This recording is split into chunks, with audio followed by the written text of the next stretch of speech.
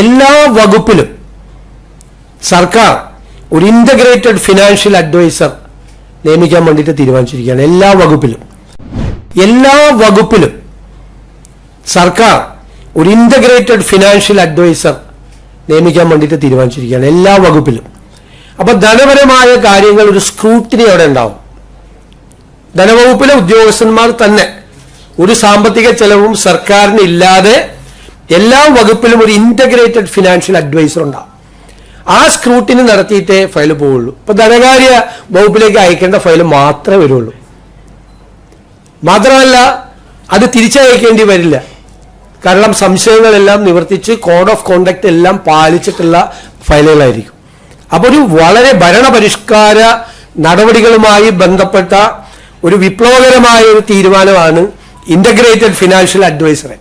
ഫയലുകളുടെ എണ്ണം ഗണ്യമായി കുറയുകയും ഫയലുകൾ കൂടുതൽ യാത്ര ചെയ്യുന്നത് ഇല്ലാതായിരിക്കുകയും ചെയ്യുന്ന ഒരു സംവിധാനമാണ്. ഇതനുസരിച്ച് ഒരു ജോയിന്റ് സെക്രട്ടറിയുടെ പദവിയിൽ കുറയാത്ത ഒരു ഉദ്യോഗസ്ഥരെയും എല്ലാ ഭരണവകുപ്പിന്റെയും സെക്രട്ടറിയുടെ പ്രധാന സാമ്പത്തിക ഉപദേഷ്ടാവായി ചുമതലപ്പെടുത്തേണ്ടതും നയപരമായ തീരുമാനങ്ങൾ, പുതിയ സേവനങ്ങൾ, വിശാലമായ സാമ്പത്തിക കാര്യങ്ങൾ എന്നിവയ്ക്ക് മാത്രമായി ധനകാര്യ വകുപ്പിനെ സമീപിക്കുന്നതും നിർദ്ദേശിക്കും.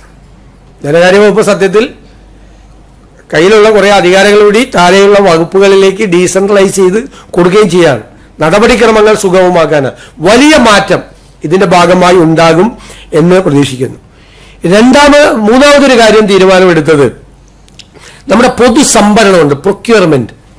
ഇതിന്റെ മാനുവൽ എന്ന് പറയുന്നത് കാലഹരണപ്പെട്ട മാനുവലാണ്. ഇന്നത്തെ കാലത്ത് പ്രൊക്യൂർമെന്റ് മാറി ഈ പ്രൊക്യൂർമെന്റ് ആയി മാറിയത് നമ്മുടെ മാനുവൽ അറിഞ്ഞിട്ടില്ല. നമ്മുടെ കേന്ദ്ര സർക്കാരിന്റെ എക്സ്പെൻഡിച്ചർ വകുപ്പ് പ്രകടിപ്പിച്ച ജനറൽ ഫിനാൻഷ്യൽ റൂൾസും മാർഗനിർദ്ദേശങ്ങളും ഉണ്ട്. അപ്പം നമുക്ക് ആ മാർഗനിർദ്ദേശങ്ങൾ നമ്മൾ അനുസരിക്കണം. പക്ഷെ നമ്മുടെ മാനുവൽ വേറെയാണ്, കാലഹരണപ്പെട്ട മാനുവലാണ്. അപ്പം നമ്മൾ അതിൻ്റെ അകത്ത് കംപ്ലീറ്റ് ആയിട്ട് ഒരു പുതിയ സംവിധാനം, ഒരു പ്രൊക്യൂർമെന്റ് ഉൾപ്പെടെയുള്ള കാലത്ത് പൊതുസംഭരണത്തിന് സർക്കാർ സംഭരിക്കുന്നത് വർക്കുകളും ആ പൊതു പ്രൊക്യൂർമെന്റിന്റെ ഭാഗമാണ്. പണ്ട് സിവിൽ വർക്ക് മാത്രമാണ് ഉണ്ടായിരുന്നത്. വർക്കുകൾ, വിവിധ വകുപ്പുകളുടെ സംഭരണം, ഇതിനെല്ലാത്തിനും വേണ്ടിയിട്ടുള്ള ഒരു മാർഗനിർദ്ദേശം അത് തയ്യാറാക്കുന്നതിന് വേണ്ടിയിട്ടും ഒരു മന്ത്രിസഭ ഉപസമിതിയെ നിയോഗിച്ചിട്ടുണ്ട്. പൊതുമരാമത്ത്, tourism, IT, higher education, water resources മന്ത്രിമാരുടെ നേതൃത്വത്തിലുള്ള ഒരു ഉപസമിതിയാണ്.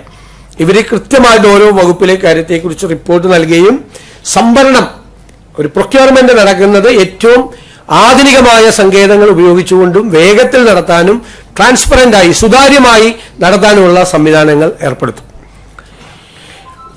ഈ സർക്കാരിന്റെ ആദ്യത്തെ 100 ദിവസത്തെ കർമ്മ പരിപാടികൾ ജൂലൈ 1 മുതൽ നടപ്പാക്കും. 100 ദിവസത്തേക്ക്, ജൂലൈ 1 മുതൽ 100 ദിവസത്തേക്ക് നടപ്പാക്കും.